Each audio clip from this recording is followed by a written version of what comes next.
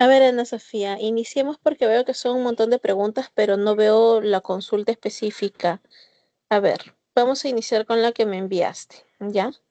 La número 5 dice, se observa que cierta célula sanguínea reacciona frente a la presencia de bacterias invasoras. Esta célula se desplaza rápidamente en persecución del intruso mediante movimientos ameboides.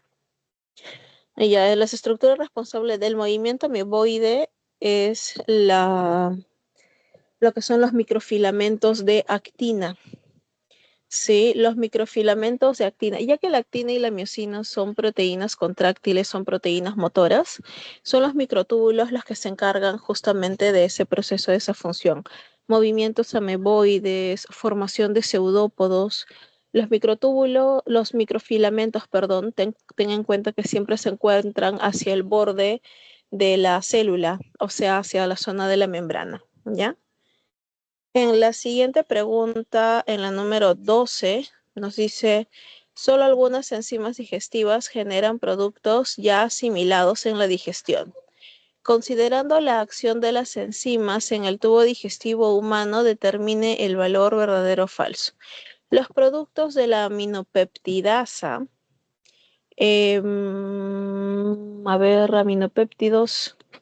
aminopeptidasa requieren hidrólisis para su absorción.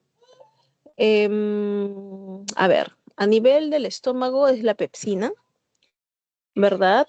Su forma inactiva de pepsinógeno. Luego ya cuando viene a nivel del duodeno, las proteínas van a eh, terminar de degradarse gracias a la carboxipeptidasa, a la tripsina, ¿verdad? Por el jugo pancreático. Y el jugo del duodeno tiene las aminopeptidasas, que van a terminar de degradar los péptidos hacia aminoácidos. O sea que ya a partir de ese momento ya pueden directamente absorberse como aminoácidos, porque los aminoácidos son los monómeros. Así que la primera sería, requieren hidrólisis, falso. La segunda premisa te dice, los productos de pepsina requieren tripsina y carboxipeptidasa. Claro, es justo lo que te comentaba. La tripsina y carboxipeptidasa son producidas por el jugo pancreático. Sí, y se utilizan para romper enlaces complejos en las proteínas animales, es decir, por ejemplo, en las proteínas de la carne que comemos, sobre todo cuando comemos carne roja o vísceras. Entonces es verdadero. La lipasa, la tercera premisa, la lipasa pancreática genera lipasa pancreática, amilasa, lipasa. Ya, la lipasa pancreática, la lipasa es la enzima que se va a poder degradar, ¿no? O poder ayudar a emulsificar también los lípidos cuando estos son muy grandes para que se puedan unir con las sales biliares y forman los kilomicrones y demás. La lipasa pancreática genera nutrientes que pasan a la sangre como kilomicrones. Ayudan al proceso como tal. Y luego te dice, por último, la aminopeptidasa y carboxipeptidasa actúan en la misma forma sobre un péptido. Eso es falso, ¿no? Totalmente falso. La carboxipeptidasa te rompe enlaces complejos en las proteínas y las aminopeptidasas actúan a nivel de péptidos, o sea, ya más pequeños. Recuerda que un péptido es de 50 aminoácidos o menos. Una proteína es de más de 50 aminoácidos. ¿Sí? Eso sería entonces en la pregunta número 12. En la pregunta, no leo qué número de pregunta es porque está muy rayado, pero dice, los eritrocitos o glóbulos rojos son células que forman parte del tejido sanguíneo. Si se trata de hidratar por la vía parenteral a un paciente y solo se encuentra una solución salina al 5%, ¿qué efecto provocará la administración de esta solución en glóbulos rojos? Solución salina al 5% es demasiado. Por teoría debemos de saber de que en nuestra sangre, ¿no? El suero fisiológico se utiliza a 0,9%. ¿Qué va a pasar? Se van a crenar, se van a deshidratar. Sí, se van a deshidratar debido a que eliminan agua de su interior. La clave es la C. La otra pregunta que veo por acá es la 81, que dice, las zanahorias son recomendadas para la dieta humana debido a su contenido de caroteno, precursora de vitamina A. Ahora bien, un biólogo realizó un experimento con virus que indujeron zanahorias blancas. Si bien no sabemos por qué resultó así su experimento, podemos suponer que el virus elevó la degradación de las paredes celulares. No, porque en las paredes celulares no están los pigmentos. Produjo la desaparición de cloroplastos y leucoplastos. Ocasionó la pérdida de los cromoplastos. Ahí está. Los cromoplastos son los plastidios que dan color, ¿no? Por eso su nombre, cromo. Y provoca una producción exagerada de amiloplasto, no, totalmente incorrecto, ¿no? El amiloplasto es el que contiene almidón. Así que en el 81 la clave sería la letra C. En la pregunta, a ver, que veo por acá, 93, veneno de serpiente de cascabel. Te dice conformados por una mezcla de enzimas o solipasa causante de hemorragias que destruye el tejido alrededor de la herida causada por la mordida. Ya. Esto se debe a que los fosfolipasas no está evitando la coagulación. Destruye membrana de glóbulos rojos, atacan la membrana de células de vasos sanguíneos, dañan las células nerviosas, abren canales iónicos que estimulan división celular, provocan la pérdida de compuestos esenciales de las células. A ver, vamos a ver cuál se relaciona más con el contexto que te brindan. Compleja de enzimas toxinas, la más importante, causante de hemorragias que destruyen el tejido alrededor de la herida causada por la mordida. O sea, alrededor de la herida que se causa, empieza a destruir ese tejido alrededor. Entonces, ¿destruyen las membranas de glóbulos rojos? No, no te estoy hablando de glóbulos rojos, sino del tejido. Atacan membranas de las células de los vasos capilares. También dañan las células nerviosas, ocasionando cuadros convulsivos. No te habla nada de eso la premisa. Abren canales iónicos que estimulan división celular, no tiene nada que ver. Provocan pérdida de compuestos esenciales en las células. Sería la letra B, la más cercana a la realidad, ¿no? Porque provocan pérdida de compuestos esenciales en las células, no, en realidad es porque destruyen las membranas celulares. Al perder la membrana celular ya se está perdiendo lo esencial en la célula. A ver, otra pregunta que veo por acá es la 136, que dice, el ciclo celular eucariótico se representa por un círculo, en el cual la mayor parte corresponde a la interfase. Las proteínas, ya, en dónde están actuando las quinasas dependientes de ciclinas y las ciclinas. Las quinasas dependientes de ciclinas se mencionan en la profase, durante la telofase, no. Al final de G1, al final de G2, sí. Al inicio de fase S, no, es al final de la S. Al final de metafase y de telofase, al inicio de G1, al final de no, al final de G1, que en realidad es al final casi ya de la S. Al inicio de G1 hay uno. Al final de la S hay otra. Para verificar su tamaño. A ver, al final de G1, al inicio de S. Antes de iniciar S, no, es al final de la S para verificar que se haya duplicado correcto. En realidad es al final de la G2. Al inicio de la G1 y al final de la mitosis. Ya la E sería la más correcta porque son 3 checkpoints muy importantes, ¿no? Al inicio de G1, en donde se verifica el tamaño, el volumen de la célula y que tenga todo lo necesario. Luego, al final de la G2, en donde se verifica que se haya duplicado correctamente todo en la fase S y la célula tenga todo lo necesario para la mitosis. Entonces ahí en la 136 la clave sería la E, para poder pasar de un punto al siguiente también, ¿no? Muy importante para los checkpoints o los puntos de verificación de la mitosis. En la pregunta veo otra por acá, la 340, que nos indica la boca es una cavidad delimitada por labios. A ver, en ella se localiza la corona está cubierta por esmalte, está conformada por el esmalte y la raíz revestida por el cemento, conformado por la zona del cemento, es tejido conectivo denso. Ajá.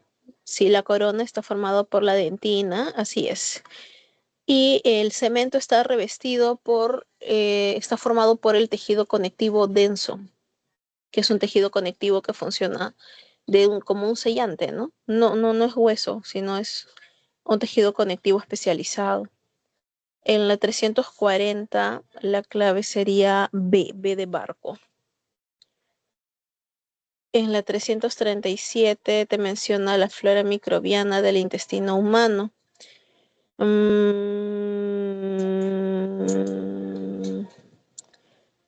Y a ver, impide que los microorganismos patógenos se instalen en el intestino. Eso es correcto. Contribuye con el equilibrio de la flora microbiana. Bueno, flora es un término que ya no se utiliza, ¿no? Se llama microbiota. Sí, ya, pero bueno. La C proporciona nutrientes esenciales, es correcto, vitaminas. Desempeña un papel esencial en el desarrollo del sistema inmunitario, correcto. Protege de la toxicidad que ocasionan procesos de oxidación, esa es incorrecta. 337, la E de enano no corresponde. Ya. La 335 dice José almorzó una hamburguesa. No leo bien esta pregunta. Polisacáridos, lípidos, está demasiado borrosa, sufrieron transformaciones del digestivo. ¿Verdadero o falso? A ver, las proteínas fueron hidrolizadas en péptidos en el estómago. No, si es una hamburguesa tiene proteínas complejas. El péptido se convierte básicamente a nivel del intestino. Los almidones fueron hidrolizados en monosacáridos en la boca, imposible. Si no, todo nos sabría dulce. En la boca, la amilasa salival puede degradarlo solamente hasta disacáridos. Los lípidos fueron degradados hasta ácidos grasos en el páncreas, no es en el duodeno donde ocurre la degradación. Y la última, las proteínas fueron degradadas hasta aminoácidos en el intestino delgado. Ya, esa sí es correcta, ¿sí? Eso sí ocurre. Y veo una pregunta más. Me dice, la pared celular bacteriana es una estructura N formada por peptidoglucano. Si un antibiótico M impide la formación de la pared celular en las bacterias, provocará su muerte al inhibir la conexión entre las cadenas de peptidoglucano. En este caso, ¿qué función cumple esta estructura? Determinación de patógenos, grado de no está completo, protección frente a la tisis osmótica, participación en la adherencia a sustratos, protección contra la fagocitosis, participación en síntesis de proteínas. Si te dice que te habla de la pared celular bacteriana formada por peptidoglucano y un antibiótico impide la formación de la pared bacteriana, entonces, ¿de qué función cumple esta estructura? No entiendo. Provocará su muerte al inhibir la conexión. Este antibiótico ya. Entonces, en este caso, ¿qué función cumple esta estructura? ¿De qué estructura te están hablando? ¿De la pared celular bacteriana? Porque el antibiótico no es una estructura. No entiendo bien la pregunta. Creo que está mal copiada.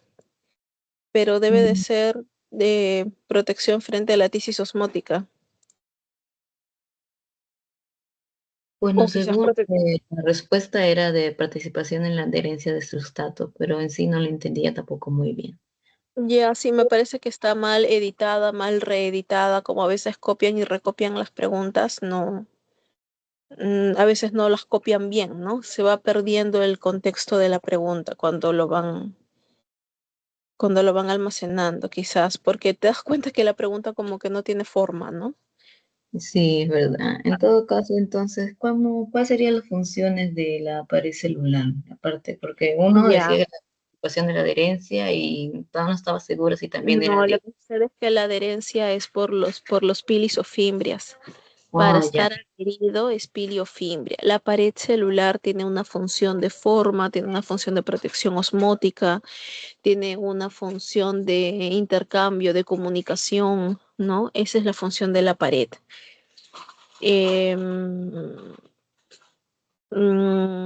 por eso te digo, sería la clave A la veo incompleta porque dice determinación del patogenicidad grado D. Tampoco entiendo porque hay sustancias a veces en la pared celular que las pueden hacer más patógenas. Por ejemplo, las gram negativas son más patógenas que las gram positivas, ¿no? Luego sería la protección contra la tisis osmótica, participación de adherencia a sustratos, eso sí no. Protección contra fagocitosis, no. Participación en síntesis de proteínas, menos. Esos son los ribosomas. Así que por eso te digo, ¿no? Si es que lo ponen así tal cual, sería protección frente a la tisis osmótica. Aunque eso sería directamente la membrana, pero es que las otras claves también las tengo incompletas. Por eso no veo una posible alternativa. Ujú. Cuéntame, ¿en qué más puedo ayudarte, Ana Sofía? Bueno, este es un momento, se me acabaron las preguntas. Pero todavía falta regular, así que puedo seguir resolviendo y en todo caso tenga dudas, se lo envío. Listo, Ana Sofía, muchas gracias.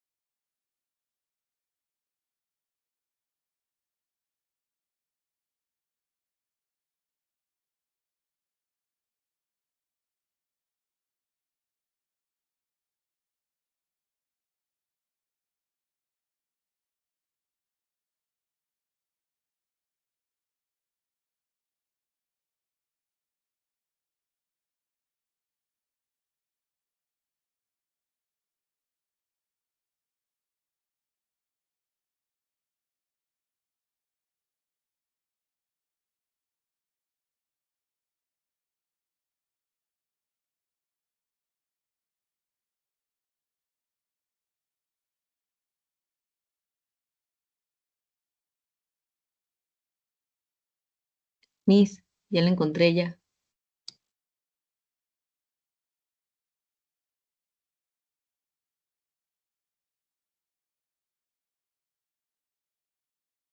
Adelante, Ana Sofía, indícame. No digo que ya encontré la pregunta. Ahora sí parece que está completa.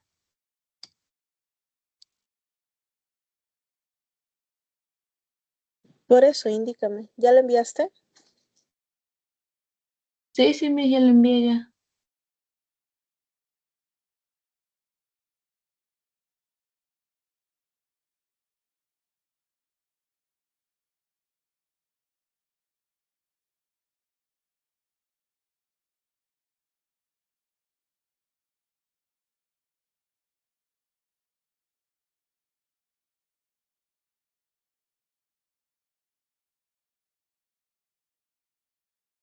A ver, un instante, está cargando nuevamente. A ver, déjame poner un puntito o algo para poder observarlo. A ver, ya ahora sí. La pared bacteriana es una estructura N formada por peptidoglucano. Si un antibiótico M impide la formación de la pared celular de las bacterias, provocará su muerte al inhibir la conexión de las cadenas. ¿Qué función cumple esta estructura? La cadena de peptidoglucano. No entiendo. En este caso, ¿qué función cumple esta estructura? Determinación del grado de patogenicidad. Creo que esa es la clave. Determinación del grado de patogenicidad. Está mal editada también esa pregunta. Ah, sí. Protección contra fagocitos y participación de... Creo que esa es la clave, ¿no? Está un poco Ah, bueno, extraño. sí, ¿verdad? Yo pensaba que de ahí podría salir, pero casi lo mismo es.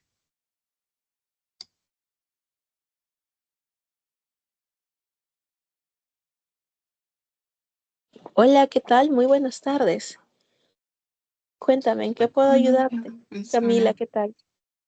Em, yo, no entiendo mucho, o sea, por ejemplo, he visto varios enunciados donde me dicen, me dan características así y es como que tengo que, o sea, un lugar te describen y el gobierno cómo lo tiene que clasificar en las ANPs, creo, o Parque Nacional, o Santuario Nacional, Reserva Nacional, reservas de biosfera y eso, y como que me confundo, o sea, no sé en qué enfocarme, qué características debe tener esencialmente como para clasificarlas. Ah, ya, ok. Si tienes alguna pregunta, sería ideal, mándamela. Pero a grandes rasgos te indico, sí, y anótalo, por favor. Ya. Respecto a toda área natural protegida, toda Ujú. área natural protegida, ya hasta, de acuerdo hasta nuestra última legislación, permite, escúchame bien, permite turismo e investigación. Todas las ANPs permiten turismo e investigación. ¿Ok? Ya. Ok. Esa es una característica en general. Ahorita te voy a dar otras más específicas, ¿ah? Espérate. Ujú. El turismo y la investigación es algo que promueve, genera ingresos para toda ANP y eso es lo que se necesita, ¿no? En toda área natural protegida. Otra característica muy importante. Hay algunas que permiten extraer recursos de manera directa y controlada. ¿Qué quiere decir Ujú. eso? Puedes extraer el recurso de la misma ANP, pero esto tiene que estar controlado o regulado usualmente por el Ministerio del Ambiente y el Ministerio de Economía. Ejemplo de las reservas nacionales. Una reserva nacional, como tal, como su nombre lo dice, una reserva nacional es una reserva en donde se permite la extracción de recursos, en donde se permite extraer el recurso de manera directa, pero de manera controlada. Eso significa que permite que las propias reservas, o sea, las propias comunidades del área puedan extraer su recurso. Igual en los cotos de caza, ¿no? Los cotos de caza también permiten la extracción de recursos regulado y por temporadas. Y otros, por ejemplo, que son intangibles. Cuando te dice que una ANP es intangible, cuando no se puede tocar, no se puede modificar, cuando no se Ujú. puede extraer. Ejemplo de eso son los parques Buenísimo. nacionales. Al Sí, Parque Nacional, sí. parque nacional y de igual manera los santuarios. Santuario nacional, santuario histórico, no permite la extracción de recursos, es de manera Ujú. intangible, ¿ok? Ujú. Ahora, de acuerdo al objetivo de cuidado, por ejemplo, en el caso del Parque Nacional, te protege un ecosistema completo.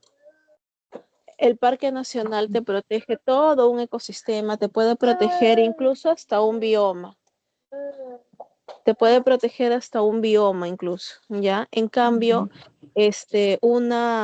por ejemplo, en el caso de un santuario histórico, un santuario nacional, te protege, un santuario histórico te protege un escenario en donde haya ocurrido un hecho glorioso de nuestro país.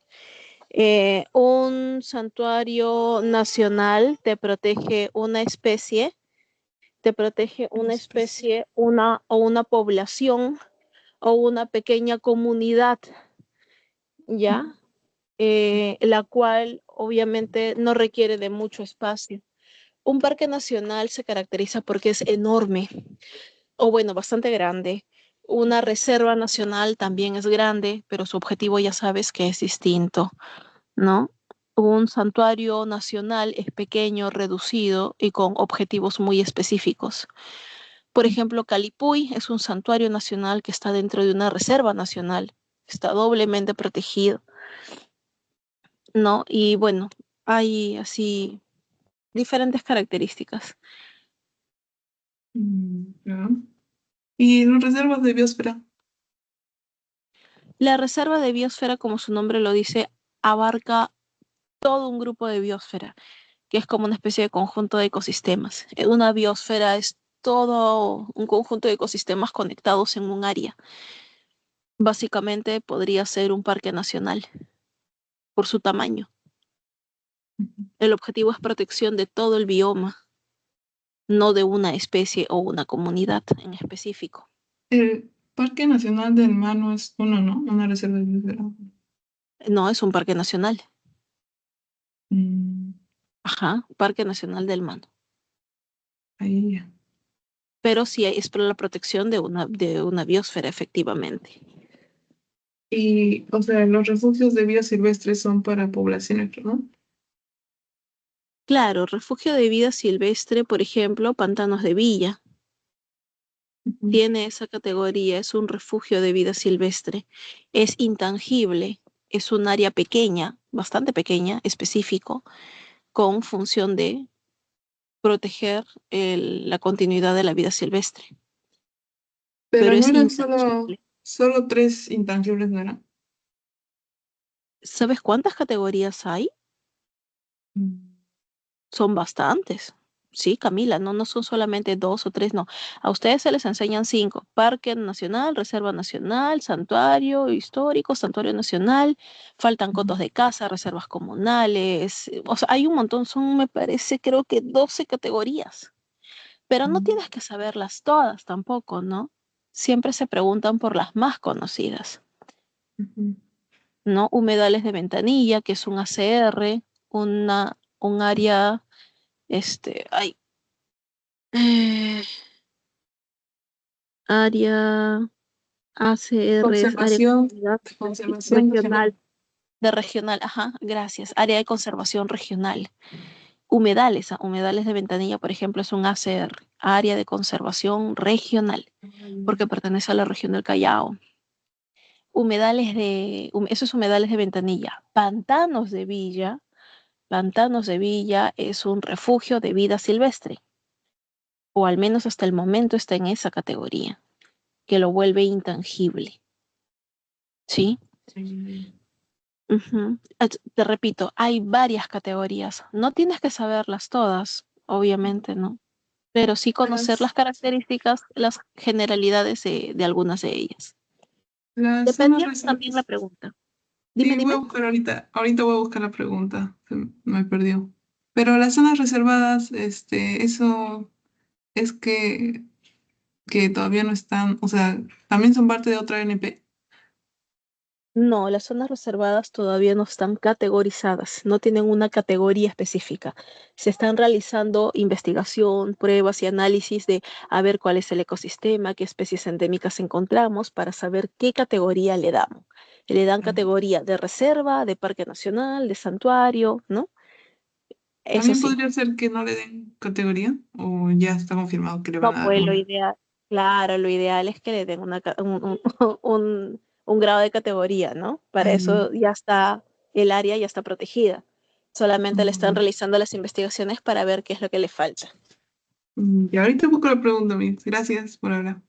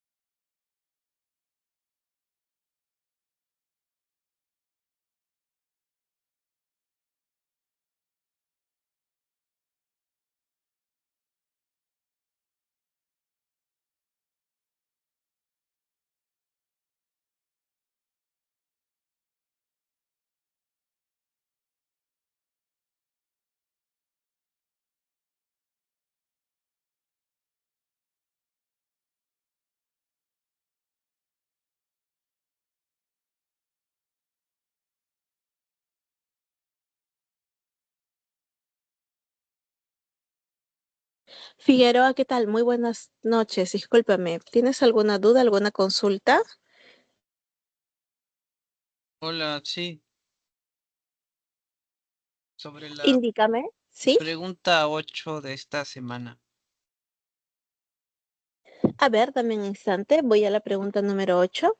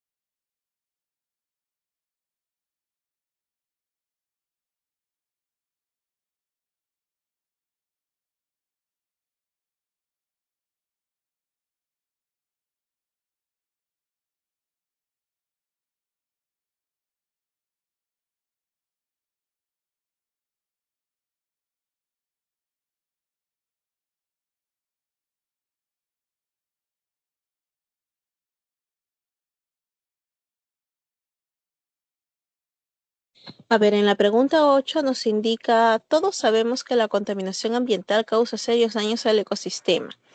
De los siguientes enunciados, ¿cuál no es un contaminante del aire? El uso indiscriminado de detergentes. Si bien es cierto, es un fuerte contaminante, el detergente no es un contaminante de aire, sino básicamente de agua y suelo, ¿no? Posteriormente, pero principalmente del agua, no del aire. Por eso en la pregunta 8 la clave correcta es la letra E de enano. ¿Sí? ¿Quedó claro? Sí, gracias. ¿Puede ayudarme también con la 2, la número 2? Sí, sí, claro que sí. A ver, vamos a ver. En la pregunta número 2 nos indican sobre verdadero o falso, ¿verdad? La primera, la primera premisa que nos indican es la presencia de la atmósfera de sustancias que implican riesgo para la salud. Esa premisa es verdadera, ¿no? Para la salud de los seres vivos. La segunda premisa te menciona sobre la industria, el comercio y transporte, sobre responsables del calentamiento global. Eh, el comercio como tal no es responsable del calentamiento global, así que sería falsa la premisa. En la tercera te dice, los gases de invernadero son los responsables del fenómeno conocido como la lluvia ácida, y eso es falso, porque los gases de invernadero son responsables del calentamiento global, no de la lluvia ácida. La lluvia ácida se produce específicamente por desechos, cierto tipo de desechos industriales, ¿no? Basados en fósforo y azufre. La tercera premisa también sería falsa. Y la cuarta te menciona la desertificación, que hace que se incremente considerablemente el efecto, hace que disminuya considerablemente el efecto invernadero, y eso también es falso, porque la desertificación, o sea que aumentan los desiertos, o la desertificación de los bosques, que es lo que realmente ocurre, ¿no? Los bosques se talan para hacer zonas de agricultura o cuidado del ganado o para minería, y eso nos genera obviamente desertificación y perdemos espacios verdes, lo cual obviamente incrementa el efecto invernadero. Así que la última premisa también sería falsa. La clave sería la D en la número 2. Solo la primera premisa es verdadera. Ok, ¿Sí? gracias. ¿Quedó claro? ¿Todo claro? Ahora sí. Sí, y bueno, en la uno es la A, supongo. Sí, es correcto. En la pregunta número 1 son los clorofluorocarbonados o conocidos como CFC. Son aquellos que destruyen las moléculas de ozono. Ujú. Ahí tengo una duda porque yo había escuchado al profesor de química decir que, o quizás no lo explicó bien, o no lo abundó mucho, pero como que dio a entender que se siguen usando productos con clorofluorocarbonos. No, sí, efectivamente, tiene toda la razón. Actualmente está prohibido en ciertos países, pero la producción de los CFCs permite obtener sprays más estables. Los clorofluorocarbonados se encuentran en los sprays, en pinturas, por ejemplo, tienen un olor muy característico. No sé si alguna vez has encontrado estos artistas en la calle que tienen un montón de aerosoles y hacen unos cuadros muy bonitos, ¿eh? El arte, no tengo nada en contra del arte, pero lamentablemente las pinturas más baratas son las que contienen los CFCs, porque son unos gases que son fáciles de comprimir para ponerlo en las latas con el aerosol y la pintura salga disparada junto con el CFC. Tienen un olor bien fuerte, muy penetrante.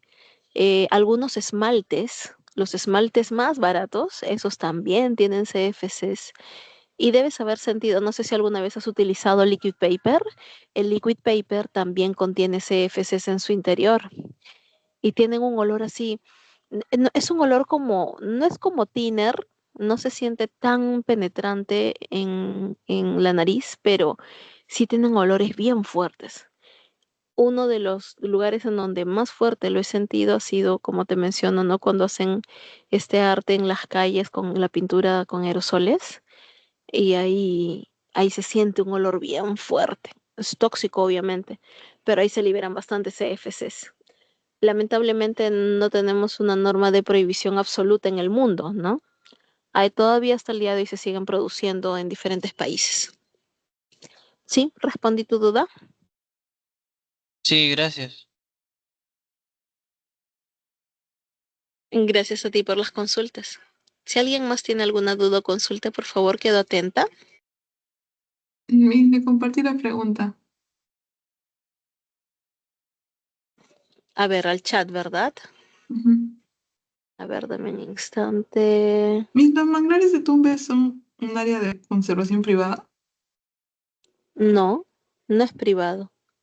No. A ver, Eh, la en la 9. 116 me dices, ¿no? La pregunta Ajá, 116, la que me has enviado, Camila. sí, sí. Ya, a ver, nos dice, en una localidad de altura, ay, no leo, ya, se ha observado la constante disminución del tamaño de una población de aves no migratorias de cierta especie, o sea, son endémicas y son locales, quiere decir, no se trasladan de un lugar a otro.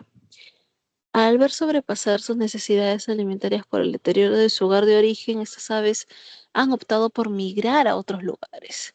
Luego de los estudios correspondientes, el Ministerio del Ambiente ha determinado que allí se establezca, a ver, un santuario histórico, no puede ser porque no te está hablando de un hecho histórico en el país. Un parque Ujú. nacional, a ver, pero dice que han migrado, ¿no? A ver, las aves son no migratorias y han optado por migrar a otros lugares. Entonces, si han migrado a otros lugares, luego de estudios correspondientes al Ministerio del Santuario Nacional, reserva no podría ser porque no se puede usar recurso. Refugio de vida silvestre. No sería un refugio porque ellos no se trasladan, no migran. Localidad se observa. Dame un instante, a ver, Pero para no podría analizarlos. ser un refugio porque en el libro creo que dice el refugio es como que se requiere intervención activa para garantizar el mantenimiento y recuperación de hábitats y poblaciones de determinadas especies. Podría ser. Claro, pero y en un santuario nacional, Mm, lee lo que te dice de santuario nacional. a ver. Eh, Área Dale, reservada por dale. el Estado y destinada a proteger con carácter de intangible una especie o una comunidad determinada de plantas y animales, así como las formaciones naturales de interés científico y paisajístico. Un santuario es generalmente un área pequeña en la que está prohibido utilizar los recursos naturales, pero se permite el turismo y la investigación.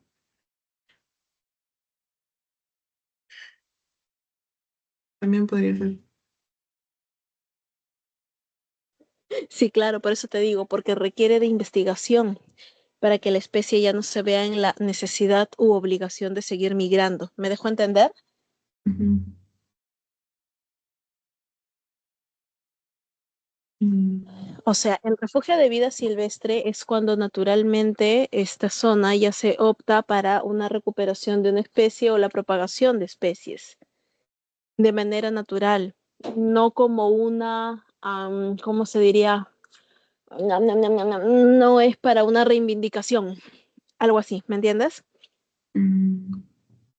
¿Cómo No como sería una un ejemplo, claro. más o menos? Refugio de vida silvestre, pantanos de Villa. Pantanos de Villa es un refugio de vida silvestre. O sea, no es como que, o sea, vaya a recuperarse si lo ponemos como refugio.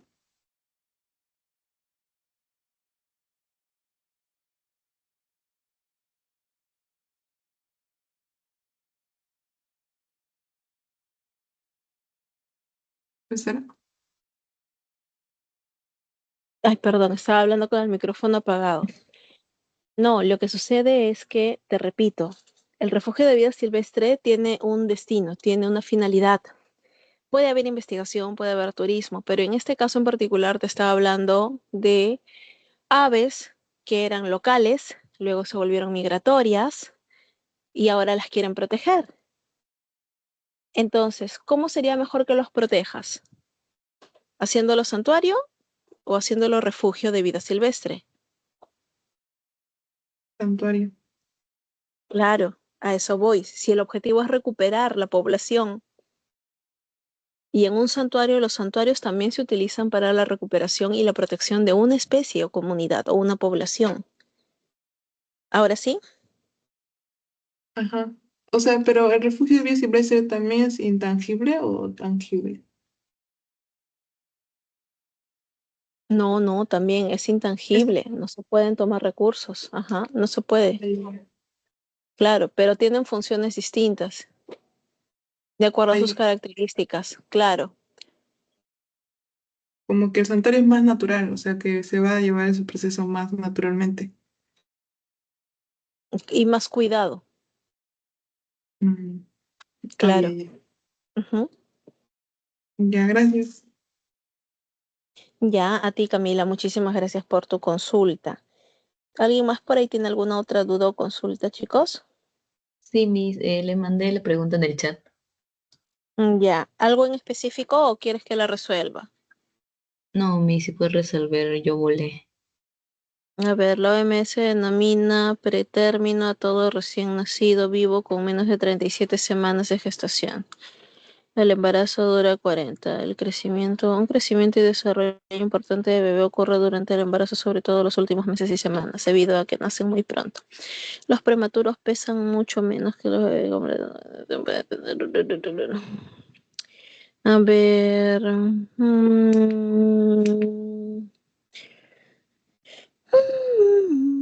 El principal problema respiratorio de los neonatos se debe a la insuficiente cantidad de alvéolos para efectuar la difusión de gases.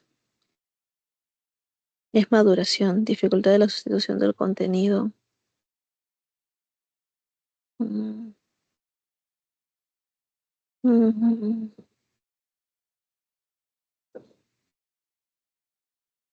Enano,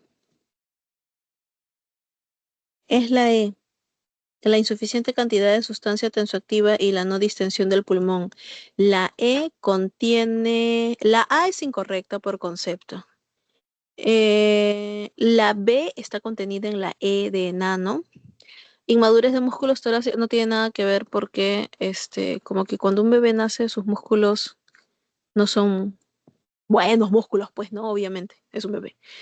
Eso es por un tema interno del funcionamiento del pulmón, no tiene nada que ver ahí, al menos no en esa etapa de la vida. Persistencia de la comunicación tráquea-esófago y eso es de relleno, está la clave D. La clave es la enano, la sustancia tensoactiva y la no distensión del pulmón. La sustancia tensoactiva permite el proceso de respiración a nivel de membrana y la no distensión del pulmón se está refiriendo a el hecho de que el pulmón la no distensión se refiere a que el pulmón no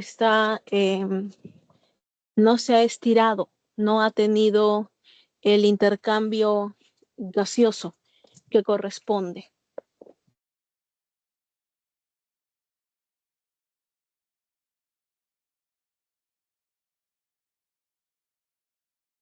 Ah, ya. Ok, Miss, ya le entendí. Muchas gracias. Sí, ahora sí. Ay, ya, ok, genial.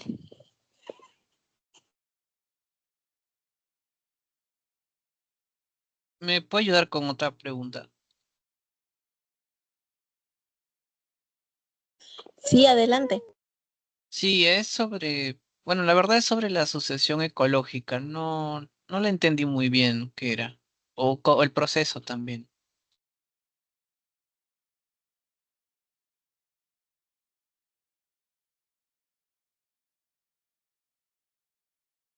No entiendo tu pregunta, perdón, ¿podrías repetirla? Sí, que la semana pasada vimos la sucesión ecológica, pero no llegué a entender mucho.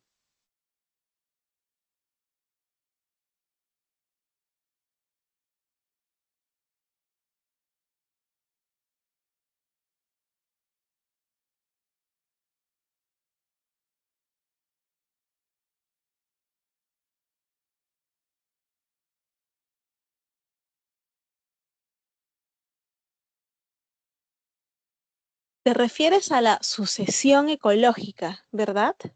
Sí, Ay, perdón, discúlpame, me estaba preguntando qué cosa es asociación ecológica. Como estábamos ah, viendo lo de las claro. ANP, no te entendí, discúlpame. A ver, dame un instante.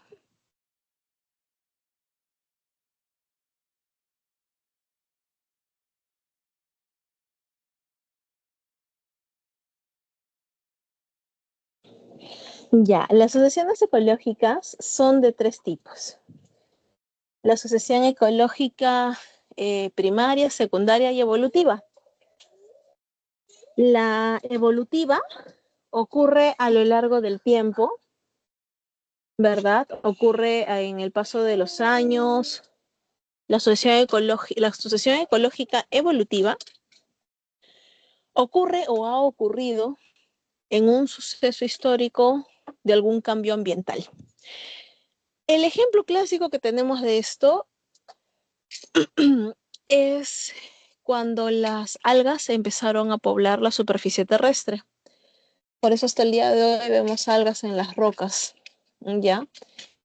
Es un evento evolutivo, no ocurre muchas veces en la historia, obviamente, ¿sí? Y a diferencia de las otras sucesiones ecológicas, no ocurren repetidamente ni ocurren en muchas ocasiones. Una sucesión ecológica primaria, a diferencia de la secundaria, es que en la sucesión ecológica primaria ocurren cambios en un ambiente básicamente de manera natural. Y en la secundaria ocurren cambios, usualmente estos ya pueden ser radicales, debido a algún desastre provocado usualmente por el ser humano. Usualmente, no siempre. Quería buscar no sé si te interesaría ver una animación al respecto, porque yo tenía unas animaciones sobre sucesión ecológica que te ayudaría mejor a comprender el proceso, ¿te parece? Sí, me ayudaría. Sí, Ya, sí, genial. Dame un instante, ahorita te lo voy a colocar.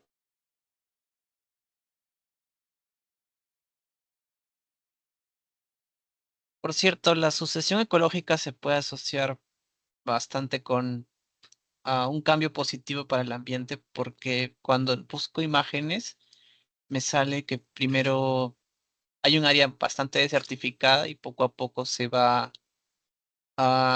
complejizando, digamos, hay más especies, cada vez hay más, Mm, más No, verde. no, no, no, no, no. Realmente, si yo te explico sucesión ecológica, la sucesión ecológica tiene mucho que ver con la resiliencia del ambiente.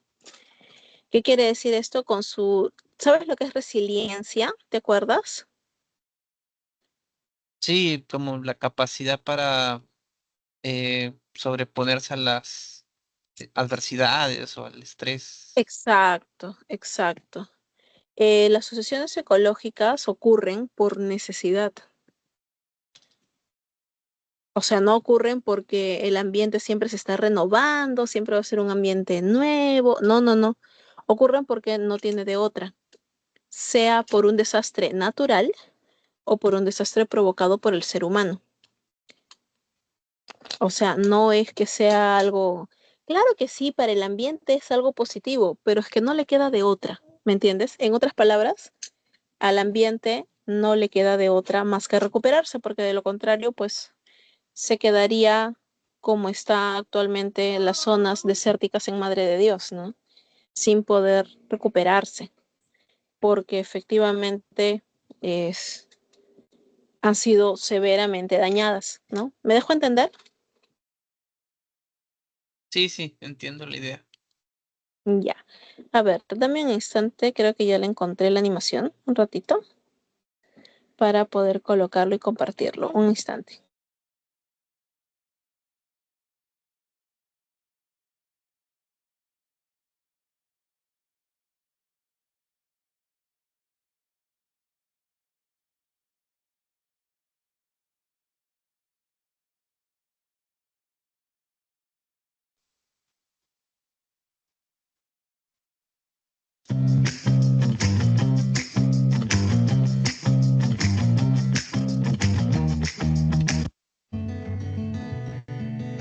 Si hablamos de sucesión ecológica, podemos decir.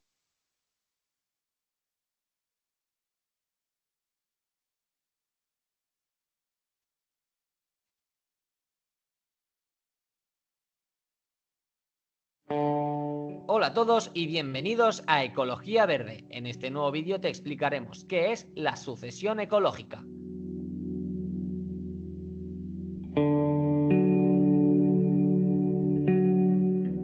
La sucesión ecológica es un proceso natural en el que se produce una secuencia de cambios en la comunidad ecológica que son observables en el tiempo y en el espacio. Se debe a colonizaciones y a extinciones locales de especies. El ecosistema formado al final de la sucesión se denomina clímax. Esta etapa representa la madurez de la comunidad, o sea, cuando permanece durante muchos años estable y está bien desarrollado. Dependiendo del punto de partida de la comunidad ecológica, los ecólogos diferencian dos tipos de sucesión ecológica: sucesión primaria y sucesión secundaria. La sucesión primaria es aquella que se desarrolla en un biotipo virgen, es decir, una zona carente de una comunidad preexistente, como ocurre en las dunas, nuevas islas volcánicas, retroceso de glaciares, etc. Es poco frecuente. Por otro lado, la sucesión secundaria aparece cuando ha habido una sucesión regresiva en el ecosistema. Esto quiere decir que se ha destruido el ecosistema que existía y, por lo tanto, debe iniciarse el proceso de sucesión ecológica. Dicho ecosistema ha podido ser eliminado por incendios, inundaciones, enfermedades, talas, cultivos, etc. Ejemplos de sucesión ecológica: las dunas del lago Michigan. Tras finalizar la última glaciación, los glaciares que cubrían los grandes lagos se fueron retirando y dejaron al descubierto grandes dunas. Estas dunas son grandes formaciones de arena que se acumulan en la orilla de los lagos. Y hasta aquí el vídeo de hoy. Si te preocupa el medio ambiente, suscríbete al canal de Ecología Verde para estar al día de todos los vídeos que subimos.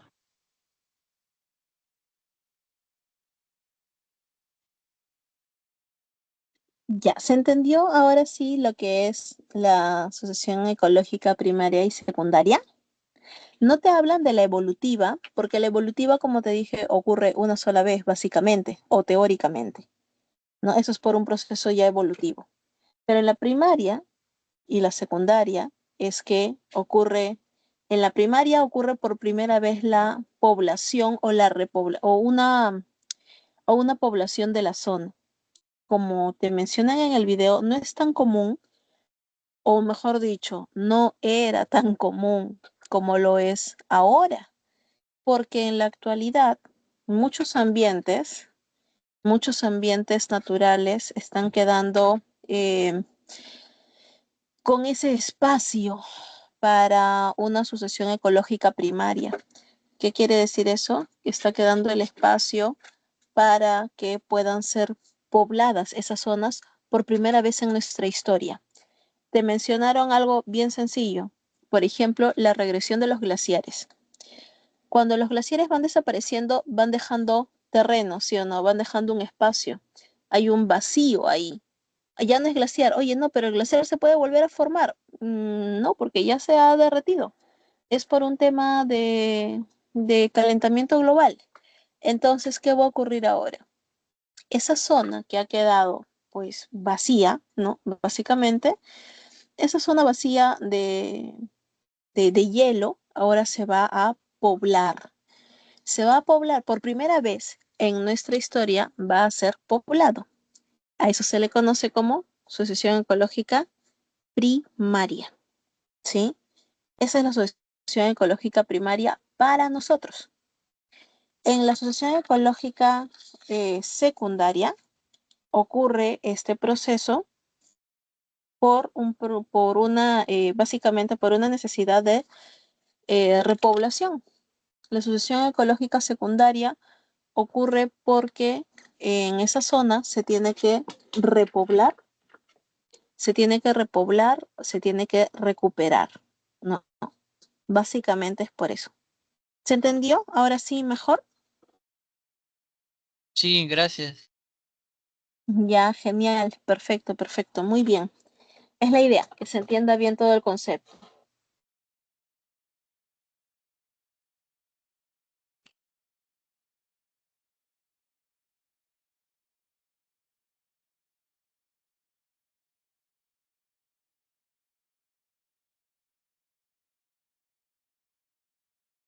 Profesora, Duda o consulta que tengan, ¿sí?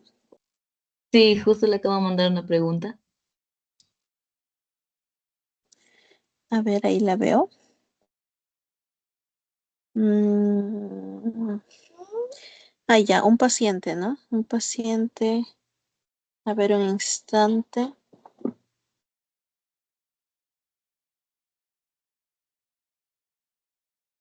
Ya.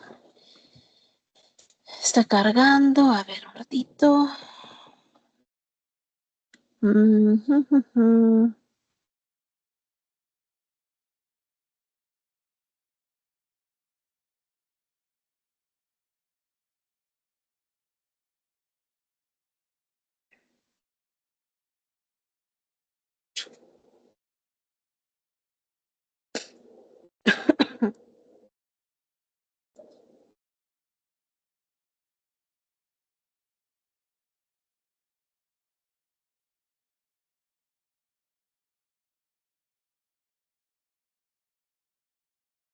Ya, al fin cargó. Dice, un paciente herido de bala sufre de un profuso sangrado debido a que no recibe atención médica inmediata. No, debido a que no recibe atención médica inmediata, pierde el conocimiento. ¿Ya?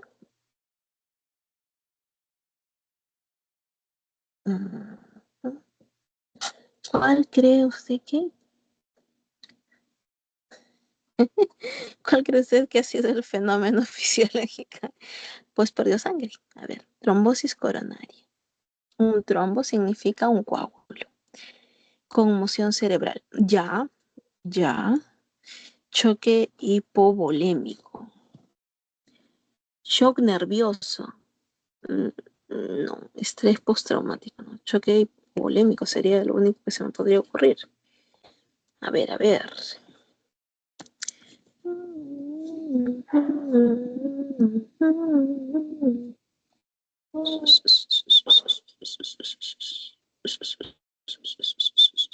Sí, el choque hipovolémico es el síndrome complejo que se desarrolla cuando el volumen sanguíneo circulante baja a tal punto que el corazón se vuelve incapaz de bombear suficiente sangre al cuerpo. Esa es tu clave.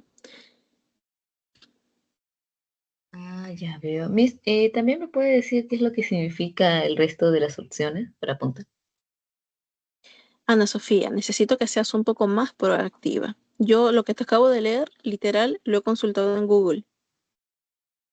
Necesito que seas más proactiva en ese sentido, porque creo que esta es nuestra última consulta académica y el resto de semanas vas a tener preguntas así de sencillas.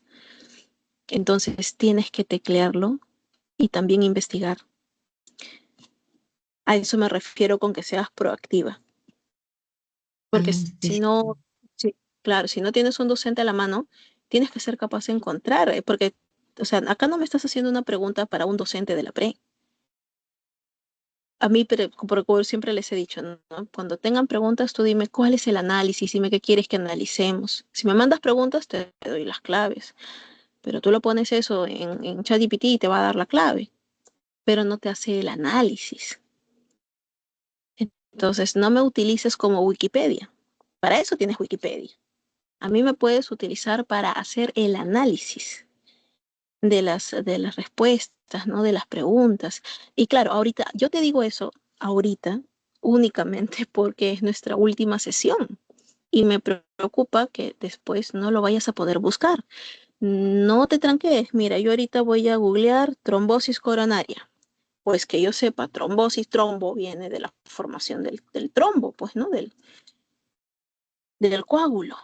A ver, la trombosis coronaria te dice, formación de un coágulo sanguíneo en una arteria coronaria, lo que puede bloquear el flujo sanguíneo al corazón, causar daño al corazón, al músculo cardíaco, provocando un ataque cardíaco, un infarto al miocardio. Listo, eso es trombosis coronaria. ¿Qué cosa es la conmoción cerebral? También lo googleo. Conmoción cerebral. ¿Por qué? Porque no soy médico y esos términos son muy de cultura general, ¿no? Es una lesión cerebral ocasionada por un golpe, ya, eso sí sé. Eso es conmoción cerebral, es un golpe. Conmoción, ¿cómo se llama? Conmoción en general significa golpe, ya, en cualquier parte de tu cuerpo. En el caso de la conmoción cerebral, es una lesión cerebral ocasionada por un golpe en la cabeza o una sacudida violenta de la cabeza o alguna parte del cuerpo, ¿no? Conmoción torácica, por ejemplo. Sufrió una conmoción torácica en un accidente automovilístico, un golpe, ¿no? Solo que lo llaman de esa manera. Choque hipovolémico, te lo acabo de leer también hace un instante, esa es nuestra clave. ¿Qué cosa es un shock nervioso? Un shock nervioso, cuando lo googleamos, te dice que puede referirse a dos conceptos, un shock emocional o un estrés agudo y un shock neurogénico, no como un shock físico. Es una respuesta psicológica a un evento traumático, ¿no? Condición grave, puede manifestar movimientos involuntarios. Pueden haber similar a convulsiones también. Y la última, un estrés postraumático, creo que el nombre lo indica, pero vamos a googlearlo también. El estrés postraumático es un trastorno caracterizado por la imposibilidad de recuperarse después de experimentar o presenciar un evento atemorizante. Ahora sí, Sí, como le digo que me vi la pregunta y sí me chocó de la nada ver todos esos términos, pero sí, voy a tratar de hacer esas preguntas entonces, para ahorrar tiempo también. Ana Sofía, no tienes por qué tenerle miedo a las preguntas. Y Sí, ojo, no tienes que saberlo todo. Ustedes no deben de tenerle miedo. Si ves una pregunta que no sabes qué dice la pregunta o qué significa la pregunta, no te asustes. No tienes que saberlo. Créeme, toda la gente que ingresa, todos los que hemos ingresado a San Marcos, hemos ingresado sin saberlo todo. Ten eso en cuenta, que no te gane esa, esa característica que tenemos de querer saberlo todo. Porque cuando ingreses a la universidad y veas los cursos de la universidad, ahí sí te vas a dar cuenta que no sabemos nada. Porque en la universidad el Vale. conocimiento es tan abundante y tan profundo. Mira, yo ingresé a genética. Solamente ingresamos 9 en esa promoción, en ese examen de admisión. Obviamente, yo me creía un genio. Ya, pero dentro de la universidad, cuando ingresé, no sabía absolutamente nada. Todo lo que veía era absolutamente nuevo. El conocimiento es infinito. Hasta el día de hoy no lo sé todo y jamás lo sabré. Ese nivel de humildad necesitamos tener en nuestro cerebro para estar tranquilos en la vida. Yo puedo ser muy magíster, tengo mis maestrías, tengo mi doctorado, etcétera, etcétera. Ya, eso no interesa, porque eso no me hace conocedora de todo. No te asustes cuando leas términos nuevos. Si ves un término nuevo, más bien alégrate, porque no eres la única. Si tú ves preguntas difíciles, esta pregunta difícil les está viniendo a todos, a la competencia también. Pero si tú no te asustas, tú ya tienes una gran ventaja, porque los que se asustan van a marcar mal y tú no, o no deberías. ¿Me dejo entender? Sí, No le sí. tengas miedo. No le tengas miedo a las preguntas. Son solo preguntas. Y recuerda, siempre podemos sacarlo por el contexto. Por el contexto. Yo ahorita, de cada una de esas claves, yo no me he sabido todos los conceptos. Sí los he leído en algún momento, sí los conozco, obviamente, por cultura general, porque soy docente, porque he trabajado en hospital, porque he trabajado antes en el área de salud, etcétera, pero no soy un diccionario viviente, ¿no? Hay conceptos que no los tengo todos en la cabeza, obviamente. Por eso te dije, mira, esta te dice acá trombo, esto trombo significa coágulo, esta no es. Esta no tiene nada que ver. Esta otra, y te diste cuenta que bien sencillo, te dije, es la del shock hipovolémico, porque significa tal cosa. No le tengas miedo a las preguntas. Tienes que intentar también deducir lo que significa cada premisa. Las que sean imposibles, ya pues. Pero si es imposible para ti, también es imposible para los demás. Piensa en eso. Y una pregunta que la puedas analizar y deducir, no le tengas miedo porque ya la venciste. Tienen que pensar en eso. No le tengan miedo a las preguntas. Y tienen que ser muy proactivos en ese sentido. ¿Sí, Ana Sofía? Sí, ya me abrió los ojos. Ya. Qué Gracias. bueno, me alegra. Para eso estoy. Ya, vamos a continuar. ¿Alguien por ahí tiene alguna otra duda o consulta, por favor?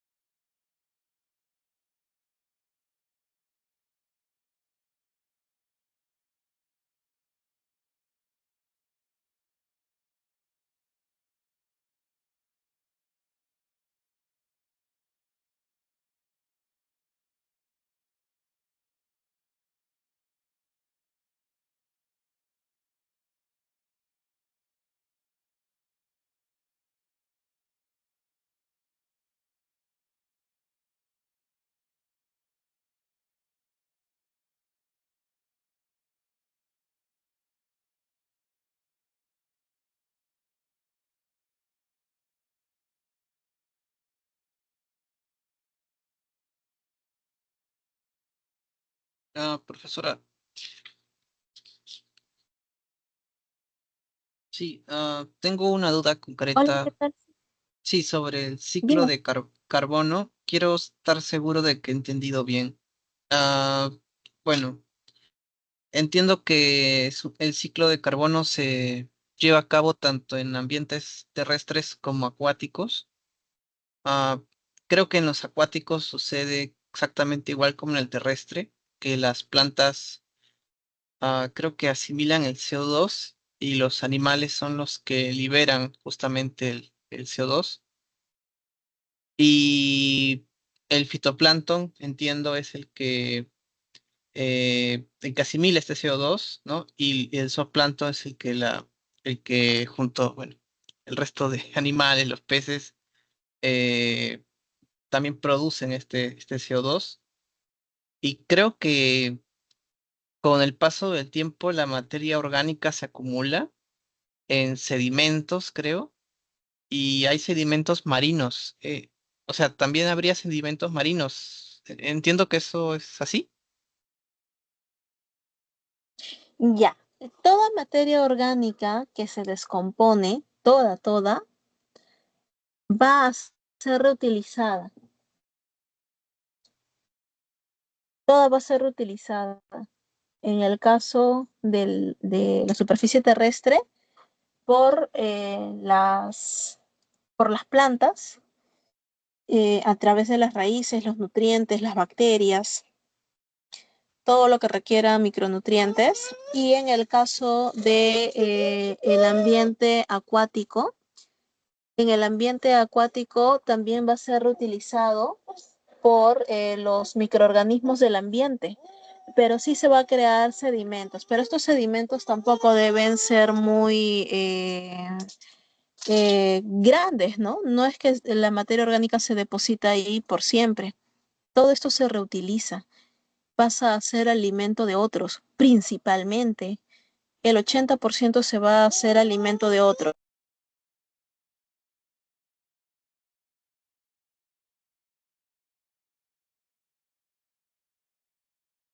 Ya. Entonces Ajá, ¿sí se entendió? con, sí, pero me surgió otra duda.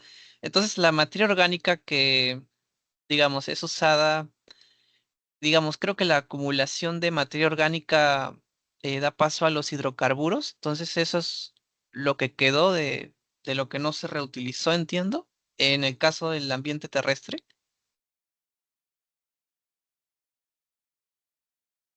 Ah, ya. Tú estás yendo por ahí. Ok, ok. Entiendo tu pregunta. En el caso de la formación de hidrocarburos es cuando hay una gran acumulación de materia orgánica, la cual esta queda atrapada, no es reutilizada en su momento y luego de muchos años de presión ambiental, ¿no? De presión del ambiente, presión atmosférica, y estar bajo tierra conlleva como consecuencia a la formación de hidrocarburo. Por eso se le llama combustible orgánico, porque viene básicamente de restos fósiles, que no se fosiliza, sino se degrada y se convierte en petróleo. Ahora sí. Sí, gracias. Esto puede ocurrir tanto en superficie terrestre como en fondo marino. Por eso es que en el mar también hay petróleo, por si acaso. Y debajo de glaciares también.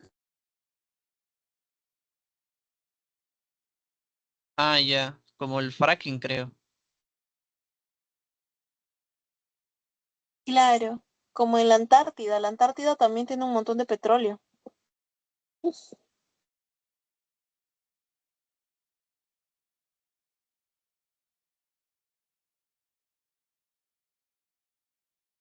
Mis buenas noches, disculpe, le mandé una pregunta por el chat, si podría ayudar. Ya, a ver, vamos a revisar el chat. Estaba atenta a los comentarios, a ver. Ya, recién ha cargado. Ya, buenas noches, ¿qué tal, Alejandra? La pregunta 100, ¿sería la B o la A? A ver, mientras los elefantes desarrollan su trompa tardíamente en el desarrollo embrionario, los seres humanos pierden su aparente cola en el mismo proceso tardío. Los tiburones desarrollan potentes aletas ya muy avanzado el proceso embrionario. Sin embargo, al inicio de ese proceso, los embriones de estos tres organismos son casi indistinguibles entre ellos. Esa semejanza se produce debido a que todos los organismos mencionados, pues, a ver, todos pertenecen al mismo reino, sí es correcto. Todos tienen columna vertebral. Bueno, no exactamente porque como que el tiburón es pez cartilaginoso. Proceden de la misma región, nada que ver, no tiene nada que ver la parte biogeográfica. Presentan un ancestro en común, es correcto. ¿Se originaron en la misma época? No, no es correcto. Tienen el mismo ancestro en común. La B. Hay un ancestro muy antiguo que es el que origina a todo el grupo de los vertebrados. Dentro de los vertebrados están los peces que se diferencian. Luego los peces ya hacen su proceso de diferenciación, ¿no? Pero si te hablan de la etapa embrionaria, ¿no? Embrionariamente es porque todos tenemos un ancestro en común. La clave sería la letra B, B de beso. ¿Sí está bien? Sí, mis gracias. Ok, gracias a ti. Me comentan, por favor, si tienen alguna otra duda de consulta ya en nuestros últimos minutos de consultas académicas. De nada, Ana Sofía. Muchísimas gracias a ti.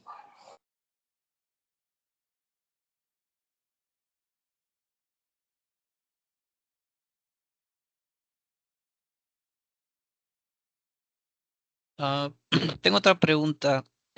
Respecto a la evolución, en el material está evolución convergente y divergente, ¿no? La convergente, no, perdón, divergente, dos especies con un ancestro, aparecen dos especies que tienen un ancestro común. Y en la convergente creo que tienen características similares. ¿Eso no es una analogía biológica? Digo, creo que Es eso, totalmente correcto. Las estructuras análogas, escúchame, las estructuras análogas usualmente son representantes de la evolución convergente, porque son organismos que tienen características muy similares, pero no están emparentadas o no tienen una relación de algún pariente cercano. ¿Entendido? Antiguamente, o sea, antes siempre se dividían estructuras homólogas y análogas. Actualmente las estructuras análogas suelen ser parte de este proceso de evolución convergente. ¿Anotado? sí. Ya, genial. A la hora que te vengan preguntas al respecto, tienes que ser bastante cuidadoso con esos términos.